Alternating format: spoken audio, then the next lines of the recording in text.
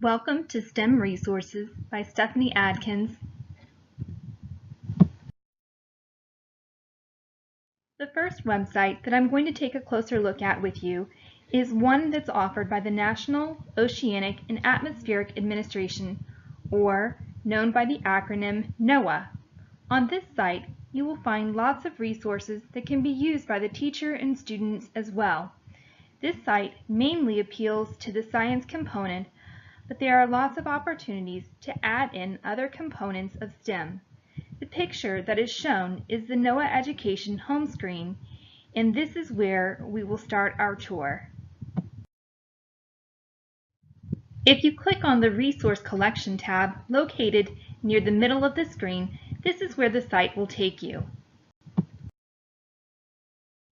If you scroll down just a little ways, this is what the site looks like. As you can see, there are several STEM-related subjects to choose from. For this walkthrough, I'm going to select Weather and Atmosphere, Weather Systems and Patterns.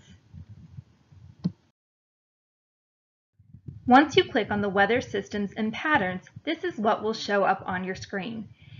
There is a thought-provoking question, then the concept is connected to an everyday life subject that makes it relevant to your student. It explains what the weather is influenced by. If you scroll down a little further on the page, you will see this image. Under it, you will see an explanation of global winds and how they affect weather patterns. I like how this site not only educates the student, but provides a refresher for those of us who may not remember how global winds affect weather patterns. You can also see to the right of the screen that there are lessons and activities provided. This is where we will explore next. Under Lessons and Activities, you will find Drawing Conclusions. Here, you will see an overview of what the activities can provide. There is a technological component because here it is explaining how computers have come up with the weather pattern analysis and opens the activity up to show how students can analyze computer interpretations just like meteorologists. This seemed a little daunting to me at first, but once I got started, it was easier than I thought. Next, I clicked on the Surface Area Small Map link, and this is where it took me. As you can see, there is a map showing different surface areas all over the United States. Under the map provided, you will find an objective and a procedure for coloring in the map. This might have been something that can be done in groups or with some direction for students to get how this is done. I found that reading the instructions completely through first before attempting the map was most helpful. It was also nice that this site provided a link to show what your map should look like when you are done. This is the labeled map and what it should look like before coloring. Next, the analysis walks you through how isobars can be used to identify highs and lows. It explains how identifying high and low areas of pressure can show where the atmosphere is dry and where precipitation is more likely to occur. In the end, the student's map should look similar to this, and students should have a better understanding of how a computer makes this analysis, how high and low areas of pressure affect our weather, and how to analyze the information the computers provide. On this slide, you will find the link to the website provided and also the standard that this STEM resource can specifically be tied to. I also added in how the other elements of STEM could be used here as well. Math can be added in by using the link provided on the website to show extended weather patterns and by having students graph them. Technology could be introduced by having students create their graph used in the math section on an Excel spreadsheet. And engineering can be introduced by having students come up with ideas or things that they construct on a small scale that would affect atmospheric pressure based on what they learned about highs being associated with dry air and lows being associated with precipitation. Is there anything in life, any weather or man-made objects that could affect these conditions? If so, what are they?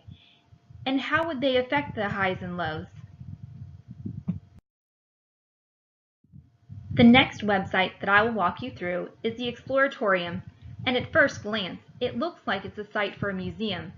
But if you do a little exploring, you will soon see that there are valuable STEM resources to be found here. If you click on the Education tab located at the top of the screen, you will see that the site will take you here. After that, if you click on the Education Resources tab under that, this is what will be shown on the screen below. On the left side of the screen, you will see lots of STEM-related topics, and I chose to click on the Engineering and Tinkering tab for this walkthrough. After clicking on the Engineering and Tinkering tab, you can see that there were lots of options that were presented before me, but I chose the wind spinner exercise located towards the middle of the screen.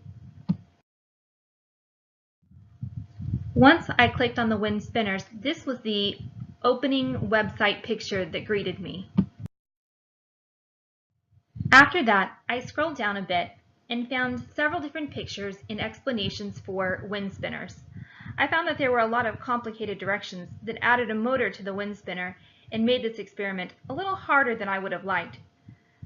So I improvised, like a lot of good teachers do, and used the background information on the wind in design and found it helpful to be used in a STEM lesson on wind and the earth around us.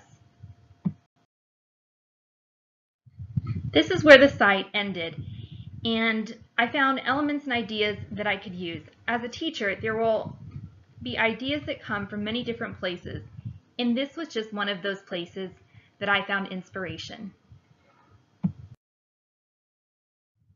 I found this site to be good for science and engineering. You would have to be creative when introducing technology, particularly in this lesson, but I found that math could be introduced through measurements and recording. The idea behind the lesson would be to see if the design and surface area affected how the spinner worked. There would be trial and error based on the design of the spinner. I also enjoyed this project because I felt that it would be useful in my future classrooms and was excited to see the possibilities that were out there. Thank you very much for hanging in with me through my STEM resource website walkthrough.